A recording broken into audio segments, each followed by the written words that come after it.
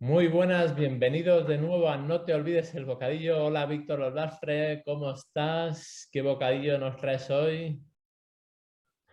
Pues muy buenas, Jorge Mercadé, todo muy bien por aquí, como siempre, la verdad que con ganas después del verano de volver con los bocadillos. Y hoy traigo pues un bocadillo fresco, ligero, después del verano, muy playero, que es un bocadillo con pan con tomate, un bocadillo vegetal de atún, o sea, que va muy bien para estas fechas. ¿Y tú, Jorge Mercadé? Qué bueno, pues yo me traigo un bocadillo virtual que va asociado con dónde me veo dentro de 4 días, que me cojo un ferry para Mallorca. Así que me voy a tomar un bocadillo de sobrasada con queso fresco y un poquito de miel. Y bienvenido Ignasi Pérez Arnal, ¿cómo estás? ¿Qué bocadillo nos traes a compartir? Hombre, pues yo te voy a explicar el que me hice ayer por la mañana. Y va en tu línea, Jorge, porque descubrí una manera de hacer el mallorquín, pero a la ibicenca. Hostia.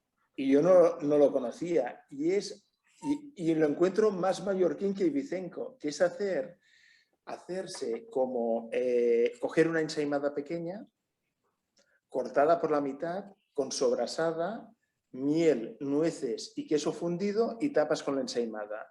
Lo pones en una sartén con un poco de aceite o mantequilla, le das la vuelta, queda compacto. Yo sé, es un bikini de mallorquín a la ibicenca, pero buenísimo. O Brutal. sea que bueno, estoy salivando ya. O sea que no. ¿Cómo te cuidas? Hombre, Bueno. era para desayunar, ¿eh? Era para desayunar.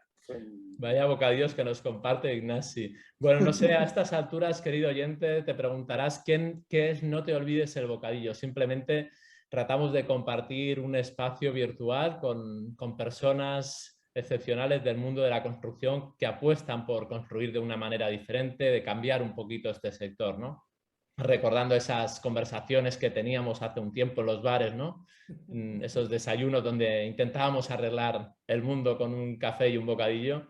Así que, Víctor, por favor, preséntanos a Ignasi.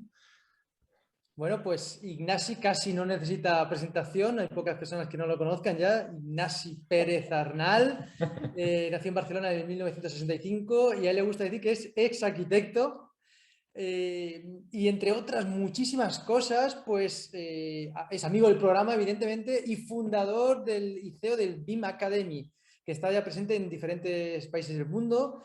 Y así resumiendo, pertenece a organizaciones como la Comisión de Construir Futur del DITEC y el Comité de Estrategia Nacional de España para el BIM, entre otros muchísimos grupos, como decía, muchos grupos de trabajo. En general, ha sido ponente principal en diferentes congresos relacionados con el BIM a nivel internacional. Director de varios programas académicos a nivel internacional también, en países como Gran Bretaña, Francia o la India, y director del Rebuild, que es uno de los motivos por los que estamos aquí hoy. Bienvenido, Ignasi. Muchísimas gracias. Un placer, como siempre, poder estar en vuestro bar. Muchas gracias a ti, Ignasi, por aceptar la invitación y que sepas que eres el primer invitado que repite bocadillo, que repite Ostras, ostras. invitación. Sí, señor. Y hemos creído que era interesante, ¿no? Invitarte justo en Muy estas bien. fechas porque vienen eventos interesantes. Y Mm. antes de centrarnos en los próximos eventos, ¿no? que van a venir, sí que queríamos hacerte una pregunta porque sabemos que estás ahí dirigiendo una guía de trabajo colaborativo para el ITEC, ¿no? Donde ya se está prácticamente saliendo del horno, ¿no? Y hablas ahí, ¿no? De todos los beneficios que tiene el trabajo colaborativo. Nos gustaría que hicieras 4 pinceladas en esta línea y bueno, luego te pregunto alguna cosita más de ahí. Muy bien. Pues mira, se trata de esta comisión que se llama Construir Futuro, del ITEC, que es el Instituto Tecnológico de la Construcción de Cataluña, en el que hay, me parece que como unas 40 y tantas asociaciones, instituciones y colegios profesionales trabajando, y hay 2 o 3 personas que estamos desde el punto de vista como individual, también como asesores o consultores, ¿no? Y una de las ideas, porque ya llevamos nuestros años trabajando duro entre todos se creó el primer libro blanco para la implementación del BIM para el gobierno de la Generalitat de Cataluña, un encargo, y entonces a partir de allí se han ido haciendo distintos trabajos y se pensó que era urgente hacer 2 documentos. Uno era una guía de licitaciones BIM para ayudar a todo el mundo de la administración, también de corporaciones privadas, para saber cómo y qué pedir BIM y por qué pedirlo. Y otro segundo documento que para mí era casi tan importante como este, que es una guía del trabajo colaborativo. Os podría hablar bastante sobre esto, porque en realidad se tendría que llamar, más que guía de trabajo colaborativo, guía de trabajo cooperativo, porque hemos descubierto la diferencia entre colaboración y cooperación. Claro, nos llevaría un poco de tiempo, pero que responde un poco a algo que en No te olvides el bocadillo es fundamental, que es el desayuno británico, ¿no? El desayuno británico, pensad que se compone de huevos fritos con bacon, la gallina pone el huevo y se hace el huevo frito, pero el cerdo pone parte de su piel para hacer el bacon, ¿no? Uno colabora y el otro coopera. Entonces, la guía de trabajo colaborativo quiere dar cierto push a que las empresas y todos los técnicos y las instituciones empiecen a entender por qué hemos de empezar a colaborar y a cooperar y ponernos menos entre bancos para hacer cualquier gestión burocrática, tramitación o poner en marcha un proyecto. Os doy 2 datos. El Ayuntamiento de Barcelona, por ejemplo, necesita de 18 meses para dar una licencia de construcción. Y otro dato, el Ayuntamiento de Valencia tiene 10.000 expedientes de tramitación pendientes. Entonces, ya no se trata de cómo trabajar entre nosotros, sino empezar a introducir mecanismos para agilizar cualquier tipo de trabajo que tengamos, ¿no? Y esta agilización pasa por entendernos entre nosotros, entender cuando alguien comunica a otra persona, entender qué es lo que está comunicando, cuándo lo está comunicando y, sobre todo, entender que el que es comunicado entiende lo que se le ha comunicado. Y, por lo tanto, esto que parece trivial, ¿no?, pues no lo es tanto y es necesario dar como ciertas pautas para esto. Entonces, se ha creado una guía de muy pocas páginas precisamente para hacer que cualquiera se adentre en poder trabajar de una manera mucho más colaborativa. Ignasi, ¿por qué nos cuesta tanto, ¿no?, implicarnos, ¿no?, de esta manera, esta colaboración, cooperación, ¿no?, en este sector? Yo no sé en otros sectores, pero parece que en este sector nos cuesta un poquito, ¿no? Bueno, nos cuesta muchísimo, porque aquí Pedro Júdez, profesor de la UPC, precisamente utiliza una palabra bueno, la relación con el contratista siempre es complicada, porque la misma palabra ya lo define, contra ti está, ¿no? Entonces dices, claro, empezamos mal, ¿no? Empezamos mal porque en vez de pensar que tenemos un objetivo común a trabajar, cada uno piensa en su propia porción de trabajo. Y para esto se inventó una metodología que quedaría para otro bocadillo, que se llama el Integrated Project Delivery, el IPD, ¿no? Tuvimos el placer de entrevistar a Pedro Júdez, donde hablamos del IPD. Pues magnífica sesión, porque el tema es, de alguna manera, entender que no hemos de ser pagados por nuestro trabajo, sino que hemos de ser pagados para que nuestro trabajo, con la suma de todos, logremos el objetivo que nuestro cliente está persiguiendo. Entonces, por lo tanto, esto implica pensar de otra manera, de una manera quizá menos mediterránea, un poco más nórdica, o un poco más japonesa, ¿no? Que ya tienen integrada esta sensación de comunidad en el trabajo dentro de sí mismos, pero que en el mundo mediterráneo, que quizás somos más individualistas, tenemos una gran capacidad de movimiento de cadera y de reacción, pero que nos cuesta esto, pues lo hemos de trabajar, ¿no? También hemos de pensar que también hemos descubierto que no es un problema solamente de nuestro ámbito, de nuestra latitud. Todo el sector de la construcción a nivel mundial adolece de esta falta de cooperación, de esta falta de colaboración, de esta falta de compromiso por entregar a tiempo y hacer las cosas que se nos piden por el precio que se nos piden, ¿no?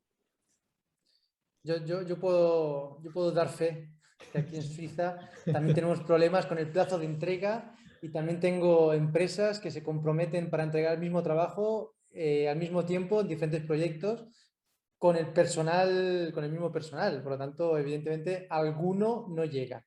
Claro. Y a veces te toca a ti, a veces le toca al vecino. Entonces, sí, pasa a menudo. Entonces, precisamente, yo creo que este carácter, ¿no? Esta cultura que decíamos mediterránea, ¿no? Hay un poco la desconfianza de que nos quieren cobrar un poquito más o hay algo escondido siempre detrás, ¿no? Y precisamente en esa guía se habla un poco de valores, de valor humano, se habla un poco de trabajo en equipo, de comunicación, habilidades como la empatía, confianza. ¿Qué hay ahí detrás para poder cooperar? Mira, todo esto, todos los conceptos que has nombrado son necesarios, ¿no? Principalmente algo que resume muy bien y que yo me resisto a aceptarlo, ¿no? Pero es esta sensación de El pícaro de El Lazarillo de Tormes, ¿no? Libro que siempre he odiado, porque me lo hicieron leer de muy pequeñito y yo creo que demasiado pronto, pero que realmente cada uno de nosotros intenta aprovecharse de cada una de las situaciones, ¿no? Y entonces esto lo derivamos de una forma más exagerada en el sector de la arquitectura, la ingeniería y la construcción, ¿no? Tenemos un gran problema, que es que durante mucho tiempo se ha hecho mucho dinero haciendo mal las cosas. Entonces, esto no ha sido como en otros sectores, como sectores más industrializados. Somos algunos que aún decimos que el sector de la construcción no es un sector industrializado, es un sector que sí que tiene materiales industrializados, pero que ninguno de sus procesos es industrializado. Y entonces esta falta de industrialización, de introducir los conceptos del Lean Construction, ¿no? Que tanto sabéis, ¿no? Pero estos conceptos de realmente ser eficientes dentro de un proceso, pues no lo tenemos. Y yo creo, descubrí un libro hace bastante tiempo, haciendo unas conferencias precisamente en Cuba,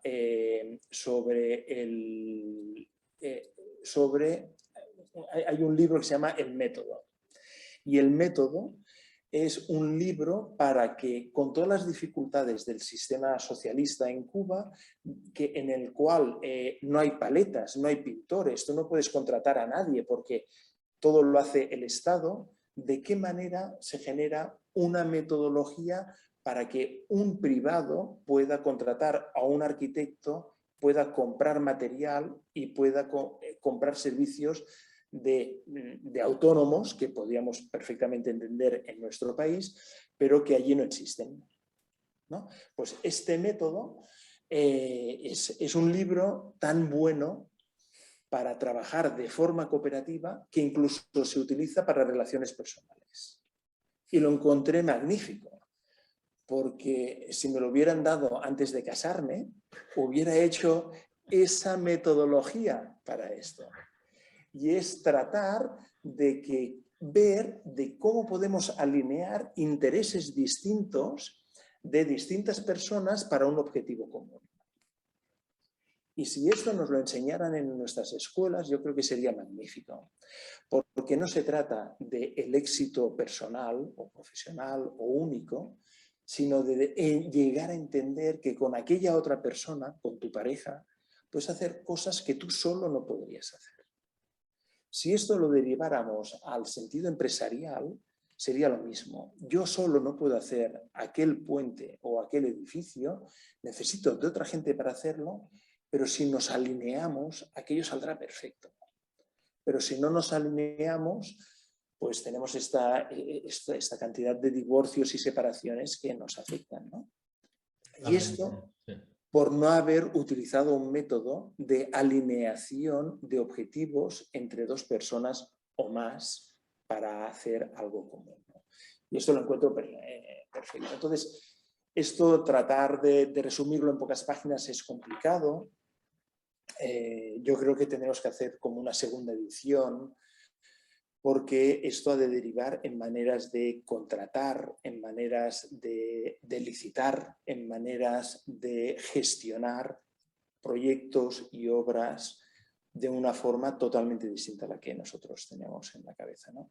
El IPD parece que, bueno, Estados Unidos trabajan con IPD, etcétera, pero el IPD se creó, si no recuerdo mal, en el 2001 o 2003 en Estados Unidos, o sea que es una metodología muy, muy nueva. Mucho más Totalmente, nueva. ¿no? Yo lo que me encuentro, Ignacio, ahora hablando a veces con pequeños constructores, ¿no? Contratistas que empiezan a oír hablar, ¿no? Ahora del IPD, del Lean Construction, del BIM, ¿no?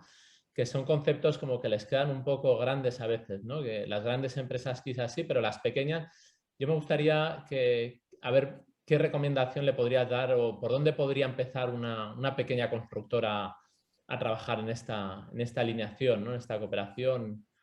Mira, pues precisamente yo estoy plenamente de acuerdo contigo, Jorge, desde el punto de vista de que esto ha de decantar hasta todas las personas y todo tipo de empresas, ¿no? Y más en el sector de la construcción, donde el 99,8% de empresas son pequeñas y medianas. 99,8%.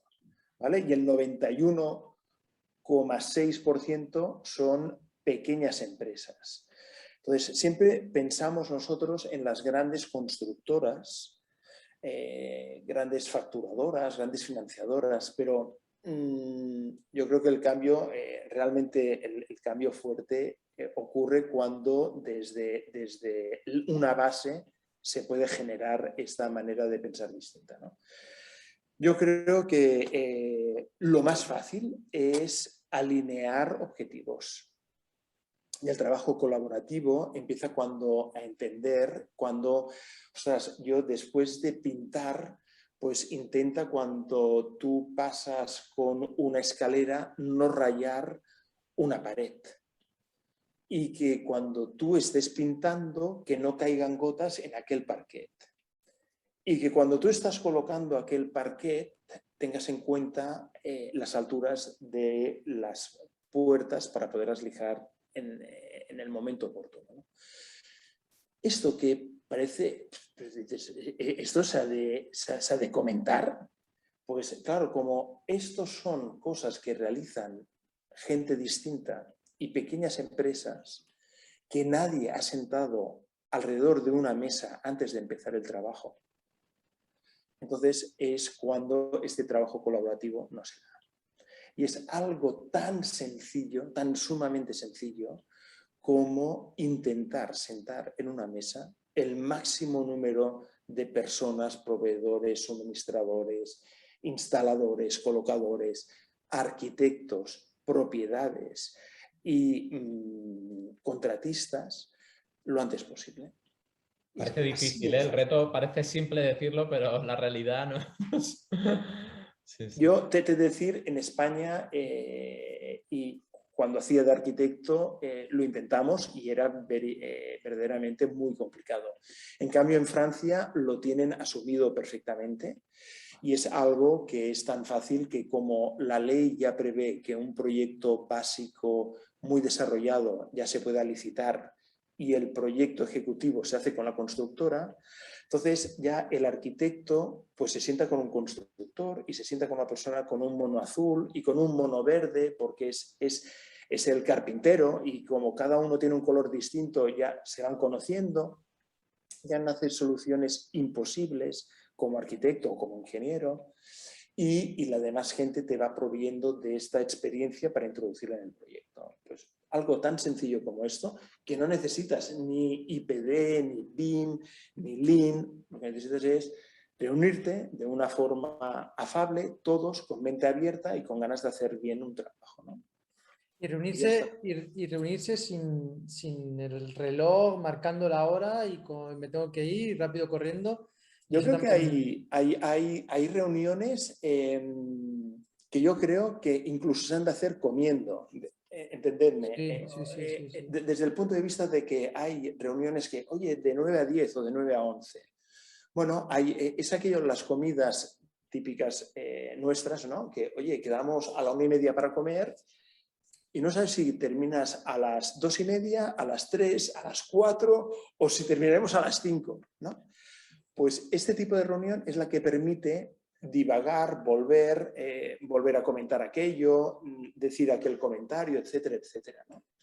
Porque todo al final nos lo hemos de hacer venir a cuento para la manera en cómo trabaja cada cultura. O sea... Totalmente. Ahora cuando has dicho estas reuniones comiendo, me han venido algún profesor de la universidad que ya decía eso, y con Víctor nos lo hemos aplicado más de una ocasión, ya no comiendo, sino de excursión en la montaña, ¿no? En según qué espacios naturales que cambia totalmente, ¿no? La perspectiva muchas veces a la hora de... La perspectiva, el enfoque, el estrés, la manera de intentar hablar, la presión. Después ya tendremos reuniones para presionar y reuniones para reenfocar cada cosa, ¿no? Pero es súper importante entender que una persona está allí por algo y que esta persona lo entienda y que entienda que si llega tarde aquel día hará mucho daño, porque habrán 8 personas esperando aquello y que si no ha avisado, pues ostras, y es así. Yo tengo un hermano que trabaja, que es promotor, le cogió la crisis y se fue a vivir a Ghana. Y es promotor inmobiliario en Ghana. Y entonces ha tenido que reaplicar todo esto que nosotros decimos a una manera distinta. Se encontraba gente que se llevaba trozos de viga a casa, en la cabeza, cuando él volvía. Hostia, me están robando. No, es que aquella persona entendía que aquel residuo no lo ibas a aprovechar y que él lo iba a reaprovechar y se lo llevaba. Por lo tanto, hemos de entender cada una de las culturas, y esto yo creo que es parte del trabajo colaborativo. Entender, por eso os comentaba, entender que yo os estoy comunicando algo y vosotros qué estáis entendiendo de lo que yo estoy comunicando. Porque es esto, no me ha de preocupar tanto que yo comunique, sino qué es lo que la otra persona está entendiendo de lo que yo estoy comunicando. Y esto lo obviamos. Sí, y aquí está el principal problema. Sí, es verdad. Sí. En teorías de liderazgo, en teorías de trabajo en equipo, es muy importante conocernos, conocerte a uno mismo, conocer al otro para saber adaptarse, porque no hay nada más falso. Yo de pequeño siempre he escuchado, dice, trata al otro como te gusta que te traten. No, trata al otro como él quiere ser tratado. Es que no hay nada como adaptarse al otro para que la cosa fluye. El buen líder se adapta a los otros y no al revés. Pero me gustaría, Ignasi, ahora cambiar de tercio y hablar de Rebuild, que dentro de poco tenéis el congreso en Madrid, se va a celebrar este año, del 21 al 23 de septiembre. Pero antes de abordar el congreso de este año, me gustaría comentaros brevemente cómo fue la edición del 2020 a pesar de la COVID. Muy buena pregunta. Nosotros, si lo sabéis, hacemos una edición un año en Barcelona, otro en Madrid, y la tercera, que fue la del año pasado, fue en Barcelona, y la de este año va a ser en Madrid. Y la del año pasado, pensad que nos habíamos quedado todos con medias vacaciones, digamos así. Y estábamos en pleno COVID, pero al final de las vacaciones, aún durante inicios de septiembre, aún habían muy buenas perspectivas. Justo después de terminar Rebuild, si hubiéramos tenido un timing de 2 semanas más tarde, no se hubiera podido realizar porque se prohibieron las ferias en todo el Estado español. Fuimos la primera feria que se hizo en España en tiempos de COVID. Se hizo gracias a un esfuerzo colaborativo titánico entre la gente del Centro de Convenciones Internacionales de Barcelona, el CCIP, que también vio la oportunidad de volver a abrir sus instalaciones. No os podéis imaginar, o sea, cuando iba en taxi allí, el taxista dándome las gracias por hacer una feria, claro, y pensad, y cómo la gente estaba, o sea, habíamos sufrido todos los ERES imaginables, esto estamos hablando de hace un año, toda la gente parada y te encuentras con la mujer sudamericana que pasaba el mocho para limpiar en la feria, diciéndote que estaba encantada de que se volviera a hacer ferias. O sea, era una sensación como decir, ostras, estás ayudando a revitalizar, no tu sector, a revitalizar tu ecosistema, tu sociedad, ¿no? Entonces, en la pregunta concreta de cómo fue Rebuild, pues vinieron 5.000 visitantes de toda España. También he de decir que muchos ponentes desistieron en venir y lo encontramos normal. Algunos porque vivían con sus padres o con gente de riesgo y decían, es que yo vendría, pero es que no sé qué va a ocurrir y no quiero ser retransmisor, ¿no? Re-transmisor. Y después también nos encontramos con que las grandes corporaciones, empresas multinacionales, habían prescrito el hecho de no viajar a sus empleados y a sus directivos, y entonces, claro, te encuentras en una situación extraña, ¿no? Pero yo creo que la cara de satisfacción que teníamos todos después del tercer día y cerrar Rebuild, fue una cosa espectacular. Todo fueron felicitaciones, que quizá a veces también exageradas, ¿no? Pero yo a veces no evalúo las cosas según mi parecer, sino por lo que te hacen sentir la gente, ¿no? Cuando hay gente que se queja o la gente que te felicita, pues es el mejor baremo del trabajo que estás haciendo, ¿no? Y os he de decir, el año pasado pues fue extraordinaria esta sensación de decir, ostras, ¿cómo hemos podido ayudar al sector, ¿no? de estar cerca de 9 meses inactivos y poder tener un congreso? Nosotros le llamábamos la Biblia del COVID, o sea, teníamos una cantidad de prescripciones, pensad,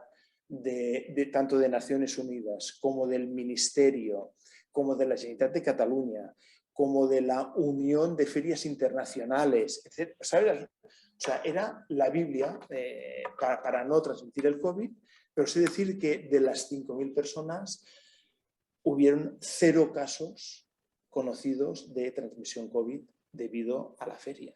0 casos. Entonces, cada uno de los stands tenía, digamos así, su cubicaje de personas máximas que podía tener. Cada silla en el congreso pues estaba a 1,5 metros de la siguiente silla. Los micrófonos disponían de una telita que se colocaban y después de hablar cada persona en el atril se tenían que sacar, etcétera, etcétera, etcétera, ¿no? Pero llegamos a convivir con el COVID y es algo que yo defiendo, que es, aunque tengamos esta situación, no nos podemos quedar paralizados por esta situación. O sea, moriremos por inanición, ¿no? Y esto no tenía que ocurrir, ¿no? Y entonces la idea fue dar el máximo soporte y crear otra vez este sentido de que, fijaos que se vendían pisos a distancia. O sea, por ejemplo, empresas como AEDAS te anunciaban, no, si la venta de pisos a nosotros nos va bien. Hemos vendido 20 millones de euros en pisos sin que las personas pisen el piso de visita y se haga de forma online. Ostras.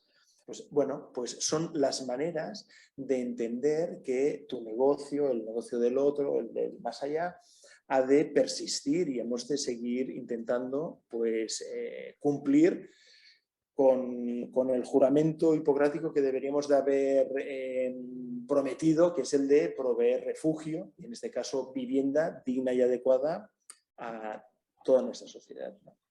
Perfecto, Ignasi. Yo me voy a unir a esas felicitaciones, ya te lo dije en el mismo congreso cuando nos vimos y participamos, porque la verdad que fue una organización impecable, ¿no? Con ponentes de gran nivel. Y ahora sí que, bueno, como siempre, con Bocadillo contigo, Ignasi, se nos pasa el tiempo volando, ¿no? Pero vamos a reservar estos últimos minutos para que nos expliques respecto a la edición de este año que tenéis previstas, ¿no? Yo sé, según lo que he visto, ¿no? Tenéis ahí como 3 áreas principales, ¿no? De industrialización, digitalización, el tema de la sostenibilidad cada vez más presente, ¿no? Y, bueno, me gustaría remarcar esta parte, porque, bueno, a nosotros nos gusta mucho hablar de temas de sostenibilidad. He visto conceptos como la construcción circular, el interiorismo saludable, ¿no? Aspectos muy diversos, muy amplios, ¿no? Así que nos gustaría eso, que nos dieras 4 pinceladas de qué nos podemos encontrar en Madrid dentro de unos días. Mirad, ante todo, debéis saber que cualquier persona que mire este programa o esta sesión os puede enviar un mail y me lo hacéis llegar y os invitaré a todos. Y os lo digo, y os digo por qué, porque yo creo que este año, bueno, como siempre tienes como unas metas y unos objetivos, aunque sean incluso a veces personales, ¿no? Para hacer algo que te siga animando para seguir un año más en una aventura como esta, ¿no? Pero este año yo creo que tenemos muchísimos conceptos a aprender y muchísimas facetas a interiorizar. Y os explicaré.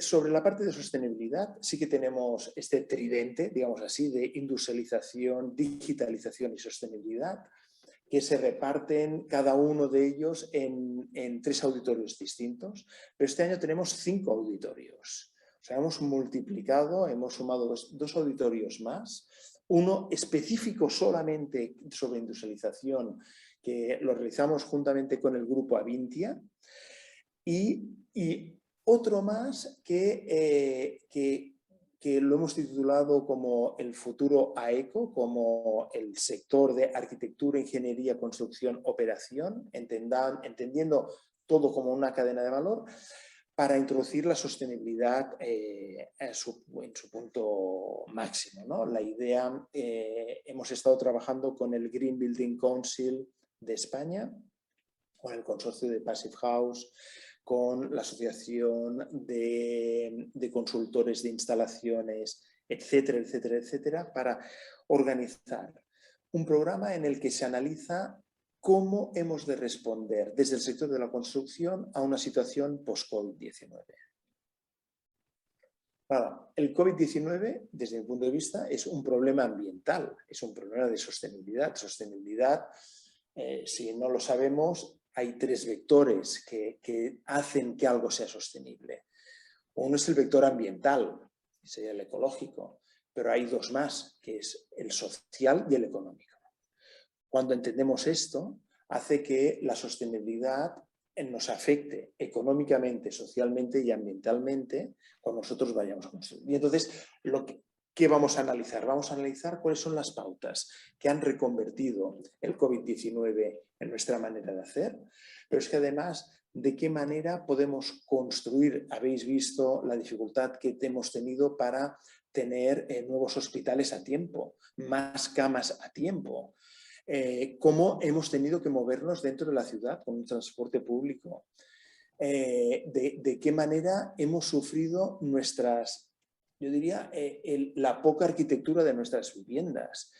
Una cosa es llegar a casa y dormir o estar el fin de semana, la otra es estar 24 horas, yo que dicen los ingleses, ¿no? 24/7, 365, ¿no? O sea, 24 horas los 7 días de la semana durante 365 días y ver las deficiencias que tenemos de entrada de luz solar directa, de ventilación, de individualización de espacios, de privatismo, de privacidad, de poder trabajar o no dentro de casa, de poder educar a nuestros hijos o no, de poder cuidar a nuestros mayores en nuestra casa o no, etcétera, etcétera, ¿no? Todo esto se va a analizar y se va a analizar también desde una perspectiva constructiva, como la construcción modular, off-site, prefabricada, puede ayudar a construir mejor, más rápido, mejor a tiempo y en presupuesto, lo que debemos hacer a partir de ahora y además ver cómo los distintos materiales pueden jugar un partido distinto. Analizaremos la construcción basada en hormigón, prefabricado en 2D, en 2 dimensiones. De allí pasamos al acero modularizado y cómo las estructuras metálicas ensambladas pueden hacer otro tipo de arquitectura. Y de allí pasamos al gran objetivo que debemos tener en los próximos años, que es convertir la madera en la materia prima de nuestra construcción. Esto es algo que hace 2 siglos ocurría en nuestro país, lo hemos perdido, lo hemos de volver a recuperar y lo hemos de volver a recuperar porque países como Francia, que están al lado nuestro, el año pasado ya aprobaban una ley por la cual a partir del 2022 cualquier edificio público tenía que tener como mínimo más del 50% de madera. No estamos preparados, no tenemos los bosques bien gestionados, no tenemos aserradores suficientes, tenemos una fábrica de CLT industrializada en Galicia, tenemos una pequeña en el País Vasco, tenemos una aún más pequeña en el norte de Cataluña y con esto tendríamos que hacer más de la mitad de la construcción de todos aquellos edificios públicos, entiéndanse, escuelas, hospitales, nuevos edificios administrativos, prisiones, etcétera, con un nuevo material que se llama madera, para el cual ni hemos estudiado. Por lo tanto, nos queda una cantidad de trabajo por hacer en los próximos años increíble y por esto este foco en la parte de la sostenibilidad. Muy bien, pues la verdad, me quedo con el nuevo material, la madera. Hombre, Porque, no, pero es verdad, es que llegó el betón y arrasó, el betón, perdón, el hormigón. Llegó el betón, sí, llegó el betón. Y arrasó, y es verdad que le dedicamos a la universidad, por ejemplo, y me acuerdo que le hemos dedicado muchas asignaturas a calcular el hormigón armado, y a la madera simplemente pues la estudiamos como concepto, como material, pero no hacemos cálculo de madera, por lo menos en aparejadores, ¿no? Y sin embargo, yo no hice nada de madera Hostia. en la escuela.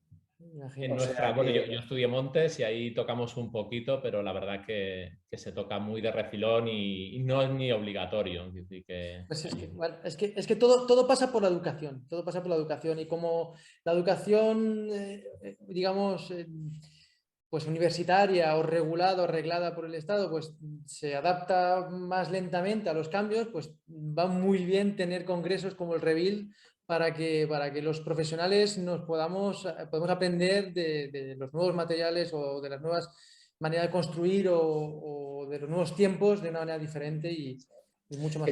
El último día, de hecho, tenemos una sesión que se llama Talent Marketplace que siempre le hemos dedicado al tema de la formación. Y este año van a haber 2 temas cruciales en 2 sesiones. Una se titula Urgencia y la otra Importancia, ¿vale? Y en el urgente es la introducción de la sostenibilidad en todos los sílabus de todas las universidades y escuelas de formación profesional, donde aún la sostenibilidad no ha entrado. Por si hubiera entrado, ya estarían estudiando la madera. Y el segundo es lo urgente. Y lo urgente es cómo vamos a formar a los profesores que han de formar a los estudiantes.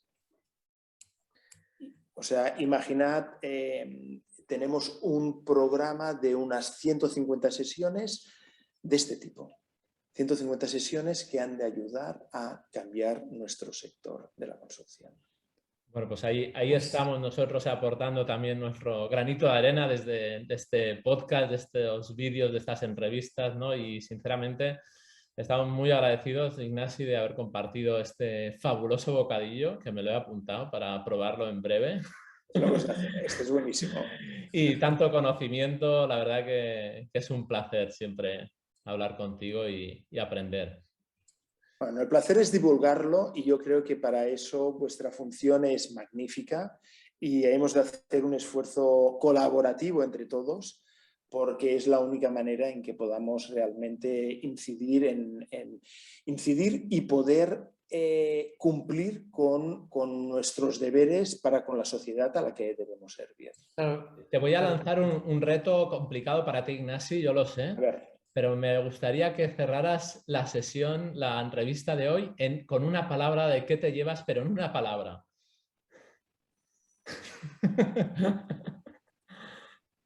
Deberes. Deberes, genial. Muchísimas gracias por escucharnos y por compartir esta entrevista.